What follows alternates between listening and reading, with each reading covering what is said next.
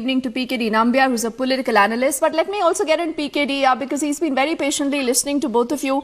PKD, I think it was somewhere in 2018 when the entire buzz about Cambridge Analytica came to the fore. And there were reports that the CEO of Cambridge Analytica met with Rahul Gandhi, who was then the Congress vice president, former union ministers, then the Jairam Ramesh, P. Chidambaram. I'm just thinking, what really is going on? Before every big election, is there an attempt to manage that election? To, push a narrative, say, particularly suiting a particular political party? And if you connect these dots today, can the Congress really run away and say, we have nothing to do with this, we distance ourselves from this comment? Well, Deepthi, that there are 2 points. One is that, as you mentioned, it is an international conspiracy against India, especially just before an election. Yes, you said that in 2014 to 18, it was more of like they were thinking that Narendra Modi may not be able to come back, so it's all over. So it's all about a honeymoon period for Modi and his government, and the BJP and Narendra Modi may not come.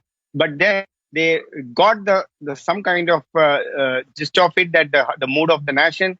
They immediately 2018 onwards, if you really look at the trend, continuously reports after report, and some of these agencies, so-called agencies from the West, the reports are coming from some gullies or a 5-member people team, without even having any proper data to be placed in front of us. So it's an international conspiracy, one after another. Second part of it, if you really, within the international conspiracy, the West is completely in a financial mess. Of course, we know that US or in the Europe is already going through a financial crisis.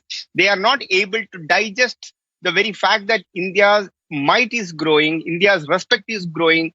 India is very, very, despite even we may not be the top 5 countries in the UN, but we may not be a permanent member of the UN Security Council, but we still hold a say in the global affairs today. India is consulted. India's words are taken very strongly.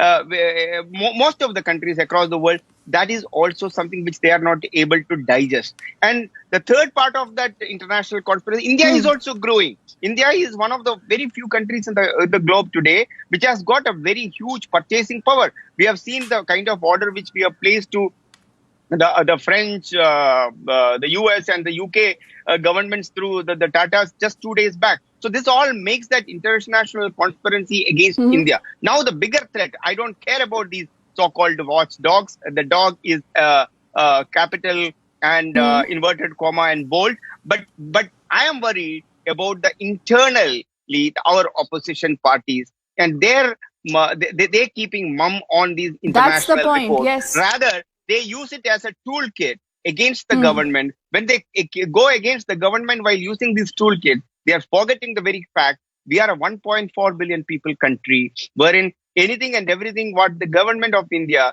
which represents the 1.4 billion people of this country, do in the favor of the people.